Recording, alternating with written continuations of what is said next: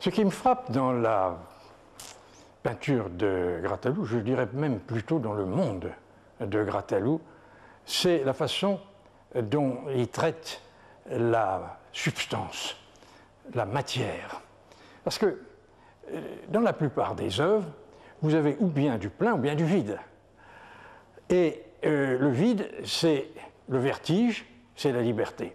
Le plein, c'est l'étouffement, c'est l'étranglement, la surcharge. Eh bien, chez Grattalou, il n'y a ni l'un ni l'autre. Tout est plein, mais il n'y a aucun étouffement.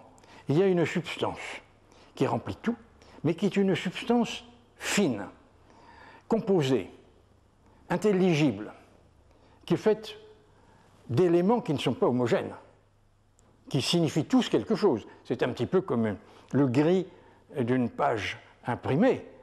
Ça n'est pas de la pâte grise, ce sont des petits signes intelligibles.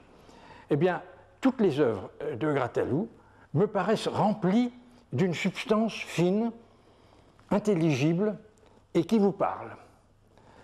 Et il y a évidemment des personnages, mais justement, ces personnages sont là pour déjouer l'alternative diabolique du plein et du vide.